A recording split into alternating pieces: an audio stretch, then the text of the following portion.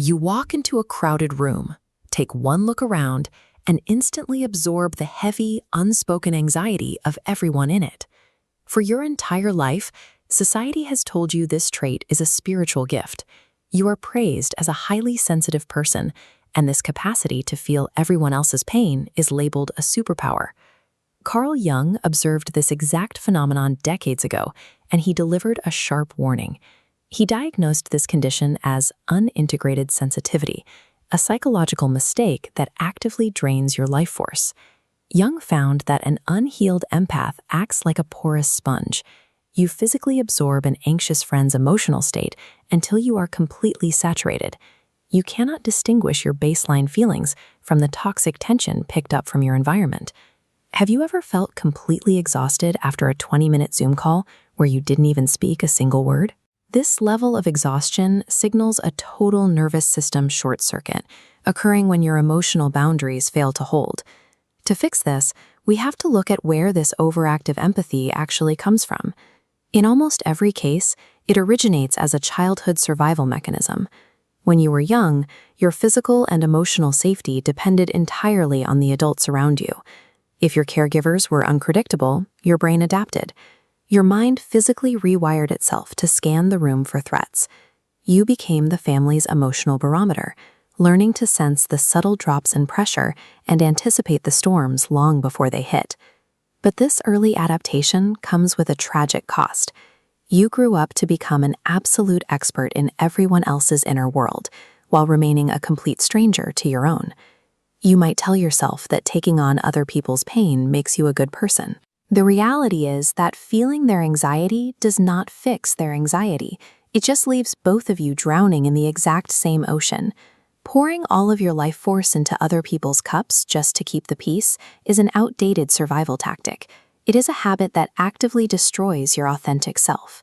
You do not have to drown in other people's pain. Jung proposed a clear alternative, a concept he called emotional alchemy and the psychological container. We can see exactly how this works through a historical case study from 1921. This photograph shows a typical World War I hospital ward. A field nurse named Marie came to Jung suffering from severe compassion fatigue after working in conditions exactly like this. Marie had spent years absorbing the sheer terror and trauma of dying soldiers. By the time she reached Jung's office, she felt completely consumed by their suffering. Jung did not tell her to harden her heart or stop caring.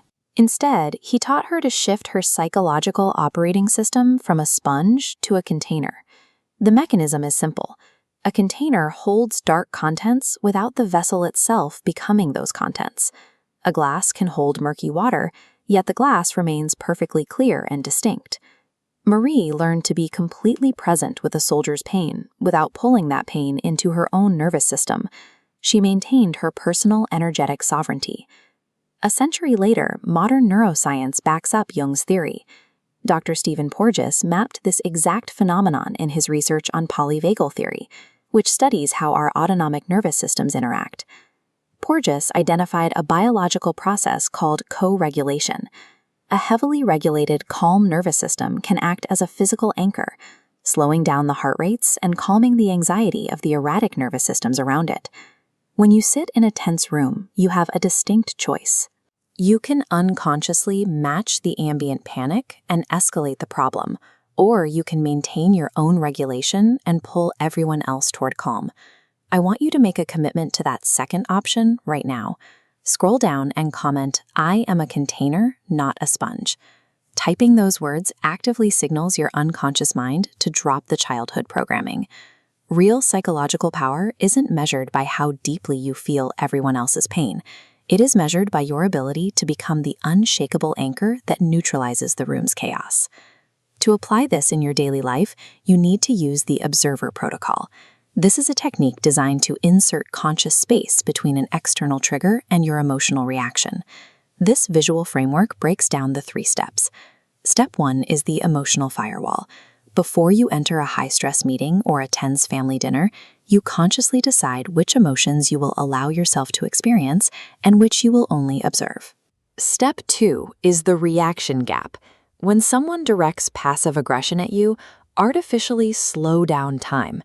Notice their tense body language, but let that observation hit the barrier. Do not catch their energy. You enforce this gap with a specific internal script. Tell yourself, I am observing anxiety in this room, but this anxiety does not belong to me.